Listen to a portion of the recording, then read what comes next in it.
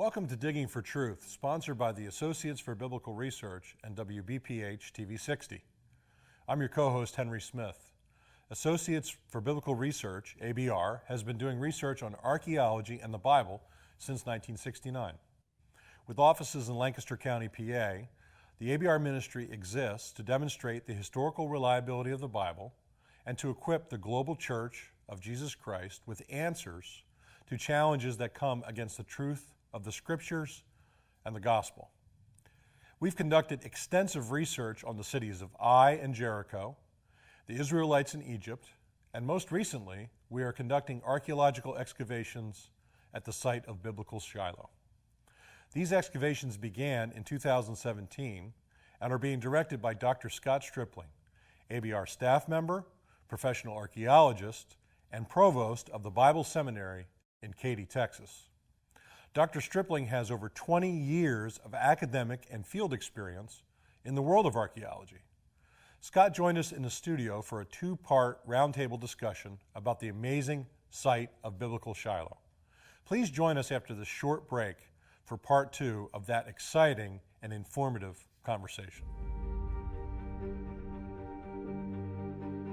Well, it's been fun talking about our dig at Shiloh. And Scott, in our discussion here, we've learned so much about this historic city of Shiloh. What would you say would be some of the takeaways from season 2 from our dig there?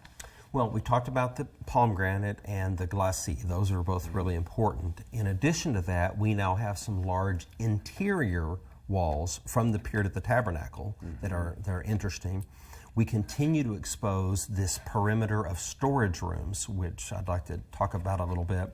And then we have some important glyptic material, specifically 4 scarabs that I think are important. Okay, good. Now, maybe we could talk about those walls a little bit. Maybe you'd like to expand upon that, because I think that's extremely significant. Well, it is very important. Well, one of the things that we've heard in the past is that there were no buildings at Shiloh during the period of the tabernacle. And of course, the skeptic would say, so the Bible says there were people there, where are the walls? Yes, there's pottery, but now we have walls to prove it, and really big ones. So we have sort of a matrix of walls all coming together from different time periods. But we have some very large Iron Age 1, period of the Judges, walls, which is clearly, everyone would agree that's the period that the tabernacle should be at Shiloh. And now we have these walls, and one in particular that's very large is an east-west wall. And of course, as we talked about, if the Bible is indicating a permanence, that you're going from a tent into a building, then you would expect to find east-west walls. And so this is what we're finding. Now, I'm not saying that this is proof that ABR has uncovered the tabernacle at Shiloh. I'm just saying that we're interested. And it's right by those walls that we're finding pomegranates and scarabs that we'll talk about in a minute. Then this has our interest. And we'll open up the squares around that this coming season so that we can try to understand what that building was. If it's not the tabernacle, then it has something to do with it probably. It's either an ancillary building or, Eli lived somewhere. Yep. And so this building is going to be very interesting to follow out.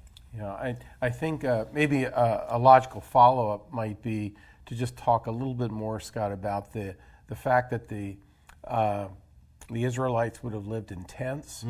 And so, and when people think, of course, about tabernacle, again, they're thinking of the animal skin tent.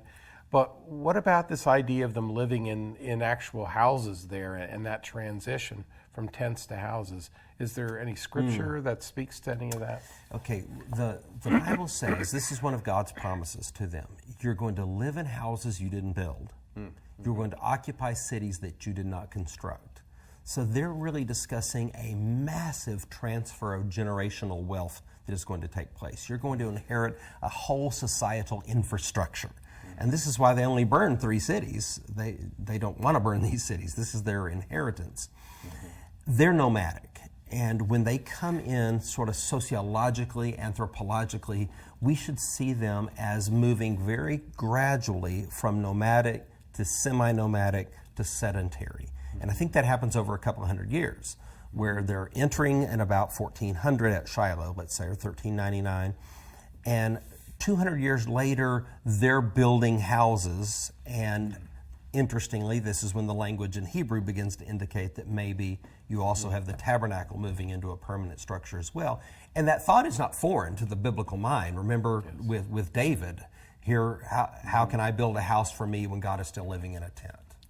Yeah, very interesting. Yeah. So when we're talking about that period, it's complex too, because, and we're talking about Shiloh, but the bigger picture is that the Israelites have not removed the Canaanites from the land completely. The hill country they've taken over, but the coastal plain, and there's various pockets where the Canaanites are there. So there's a more complex sort of sociological kind of phenomenon going on there, right? So they're living in these houses and cities that were built by the Canaanites. Right. But they're also learning how to become a society because they've been wandering in the desert for 40 years. Sure.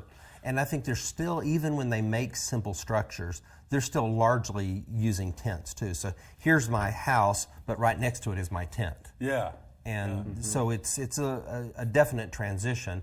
And in that Bronze Age city-state system, I think you've got Jerusalem, Shechem, and then Hatzor, these three great late Bronze Age city-states. And what I'm seeing in the text and in the archaeology is that in that Shechem city-state, they are very much, they find an affinity with the Israelites. There's not conquering, there's not battles.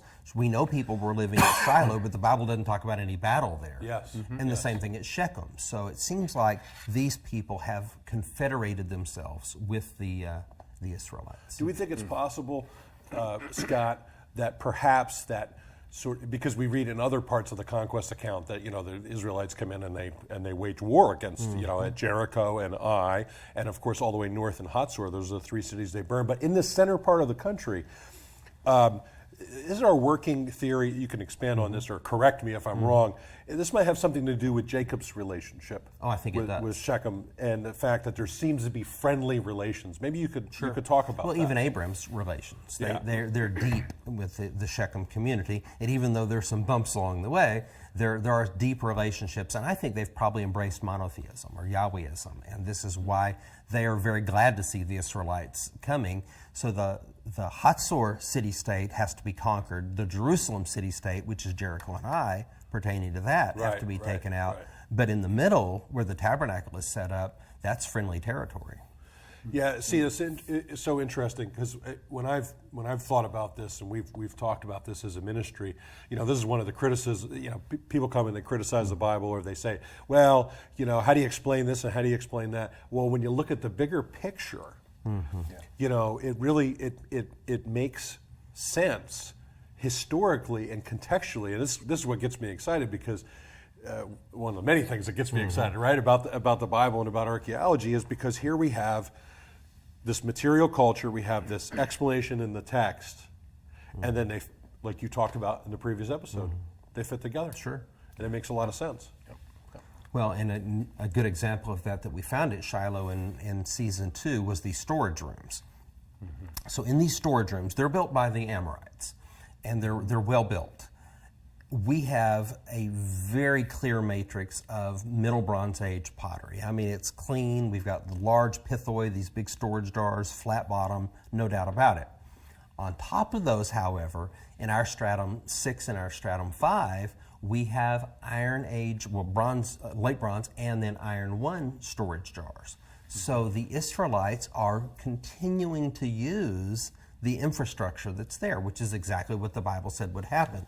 Do we find that in the material culture? Yes. You've got collared rim jars on top of the flat bottom large pithoi from the Amorite period. Right. So they have clearly taken over this infrastructure and they're continuing to use it.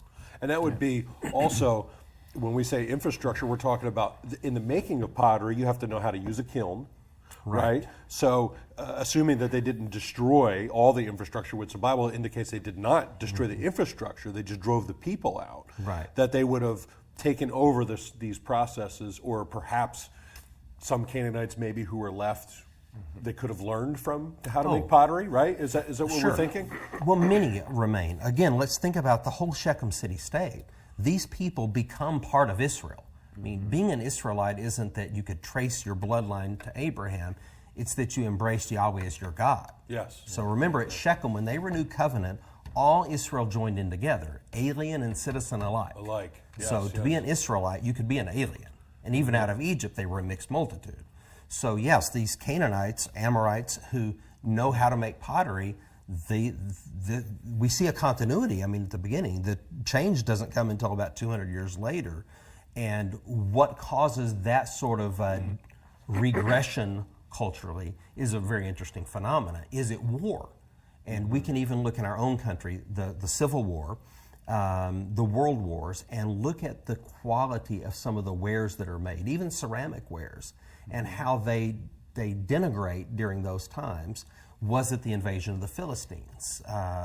Is this why we see sort of, we don't really care how well made our pottery is. It's just utilitarian stuff. We've got bigger concerns on our hands here. Right. And same thing at the first century. So like this is from Khirbet el-Makadr, and this is what we call revolt ware. It's from the first century. This is a very poorly made handle. Now, the strange thing is that before this, in the first century BC, they made beautiful handles. Mm-hmm. And in the second century, they made beautiful handles. What's going on in the mid-first century that's causing them to make these poorly made handles? Right. Well, again, we know there was a huge war that was coming, and they knew that it was coming. Yep.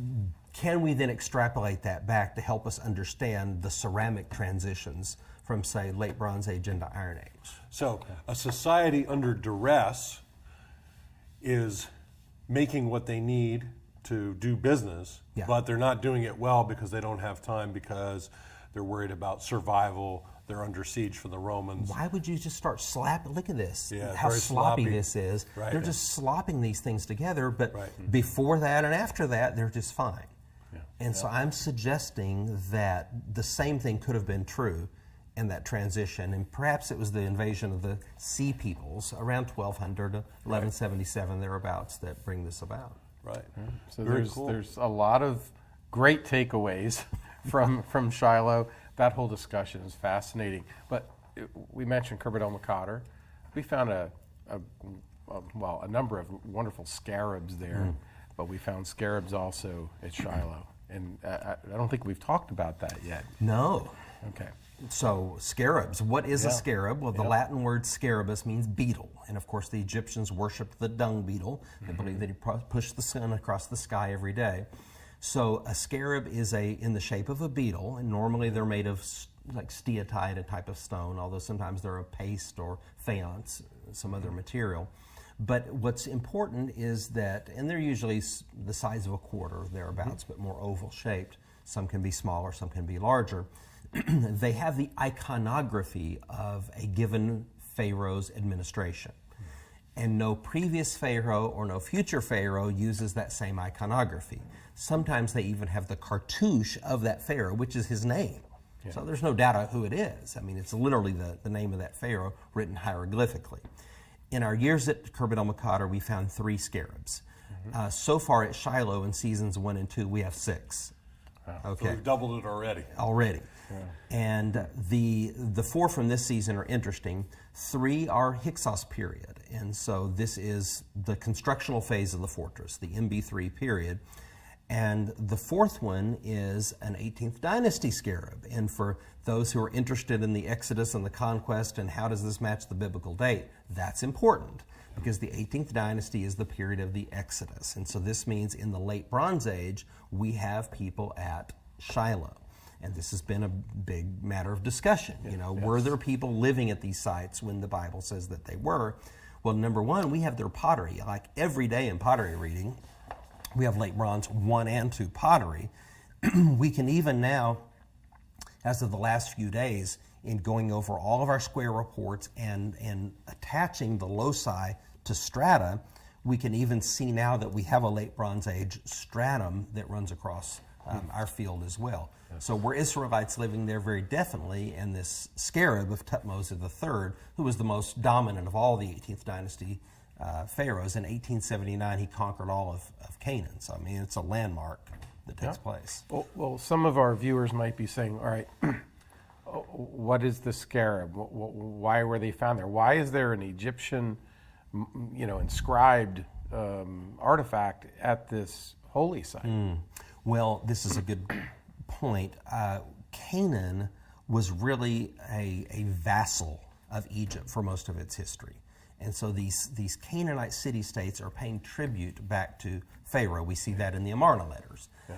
And in return, many times, they get the Scarab of Pharaoh, which means they can represent Pharaoh. It's the ability to make binding transactions and so forth when I have this particular Scarab. So it should be seen as part of greater Egypt at that time.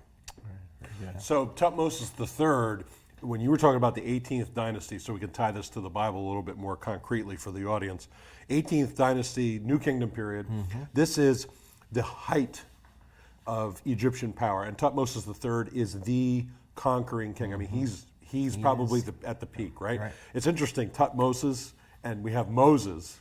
It's a very fascinating thing. yeah. The hero of the Israelites has an Egyptian name. Right. You know, if that's an invented history, as a side note, why would you have an Egyptian name, right? Right. And what would the name of our Moses be had he ascended the throne? Yes. Tutmosis. Yeah, Tutmosis the third. Tutmosis. So here we have the synchronism, again, with this material culture between Egypt and the land of Canaan, and it fits right with the biblical time.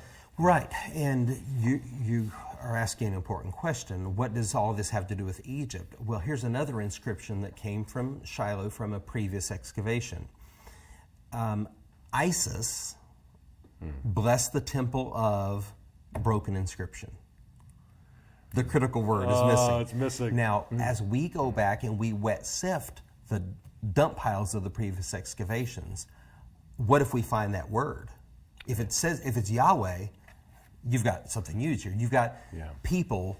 See, people don't always behave the way we wish they would. You know, they were perfect followers of Yahweh any more than we're perfect followers today. Why are they asking Isis To bless the temple of Yahweh? There's a syncretism, and the Bible's very clear. God's angry with the Israelites about this syncretism that's taking place, but maybe it's going to say something else. But it's referring to a temple at Shiloh. And so who knows what all we're going to find in the years ahead. So I'm going to direct the conversation that way because, we weren't planning on doing it, but let's do it. This is an important lesson for us, I think, as the church. How much we want to allow biblical truth to penetrate our hearts and our minds, to be consistent. Even though we're not talking about idols like Isis or, the dung beetle, the Egyptians believe it. What is it they believe? Push the sun across the sky. Push the sun across the sky. It seems silly to us. In the same way as the church, we don't want to syncretize secular or unbiblical ideas into our own theology. It's really fascinating, Scott, isn't it? To see the same problem in the Israelite culture as we struggle with in the church today. That's right. Syncretism has historically been a problem. We are called to be faithful to God. And that is, it's idolatry. And God takes that very seriously. Yes. So now, one of the exciting things, again, I've said this before and I'm going to say it again because, I kind of live in this great world here of I've been with ABR for 13 years. But not being an archaeologist, I get this great experience of being part of the team. And as part of this great team that we have, it's a privilege to serve, but it's also exciting. There's a little part of me, feels like a kid when we're out there in the field, get the experience digging. I've had so many people say to me over the years, and I know you've had this too, when I was a kid, I wanted to be an archaeologist, but I became a doctor. I became a contractor. I became a businessman, whatever. So let's talk about how somebody can become an archaeologist and fulfill that dream, per se. Well, many times people like this have a passion, and now they've got expertise, and they may not have known the masterpiece that God was painting with their lives. And getting that specialized training, they may be extremely useful as part of the team. They may bring some level as an engineer that is extremely helpful to us. And so I'm always interested to find out what life experiences these people bring to bear so that then we can help get them into the right spot on our team so that they can function. And if they come back a second year, we start giving them responsibility and we start training them. And you see people, even in retirement, that make very significant impacts on archaeology in their latter years. So you're saying that if you want to come on the dig, you don't have to have any experience? No, that's right. We do on-the-job training. We have teenagers that come. We have people who are in retirement years that come, and then everything in between. So it's a beautiful multi-generational mix that's taking place. We've got young archaeologists in training. They're working. They're doing their education. Their goal is to really impact the field. We have people who are in the latter part of their lives who are saying, hey, we want this final season of our lives to count. We want to invest in something that really matters.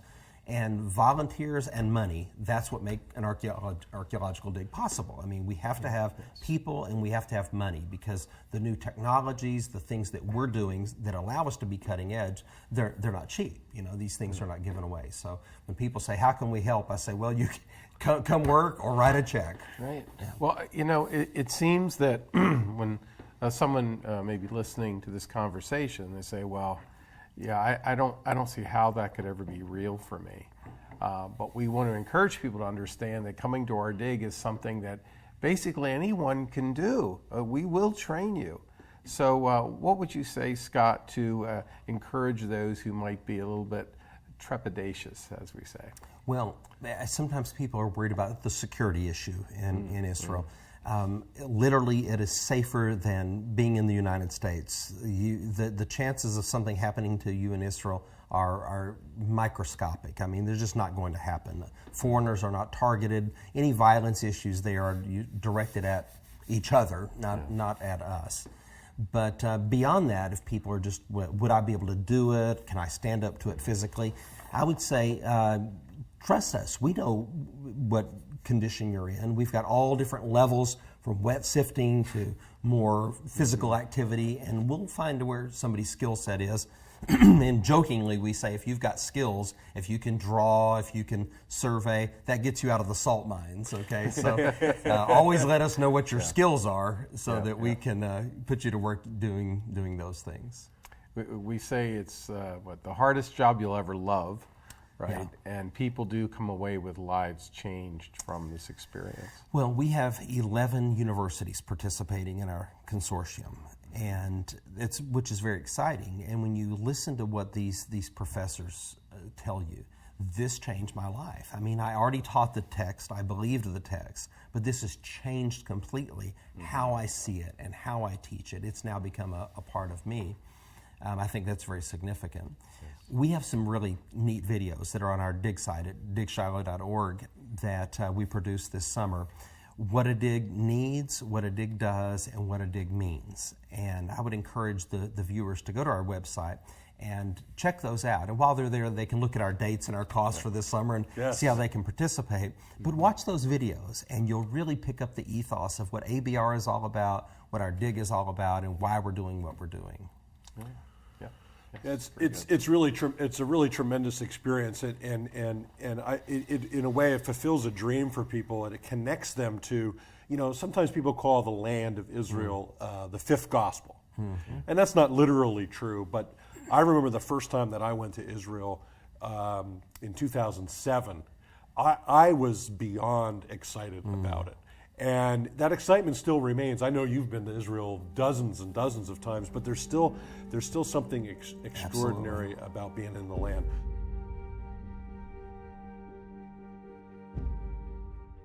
Thank you for joining us today on another exciting episode of Digging for Truth.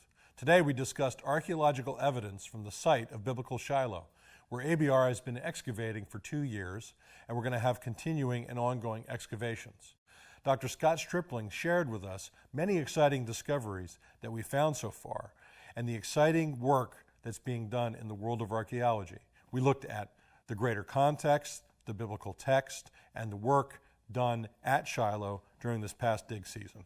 We hope that you'll come to understand the importance of archaeology as it relates to the Bible, using it as a tool to defend the Scriptures and to edify the people of God. If you'd like to consider joining us at our dig at Shiloh, visit digshiloh.org, where you can watch videos, find out how to become a volunteer, and how to pray and support the ministry. We hope that you could come and join us or partner with us in the future. Thanks for being with us today.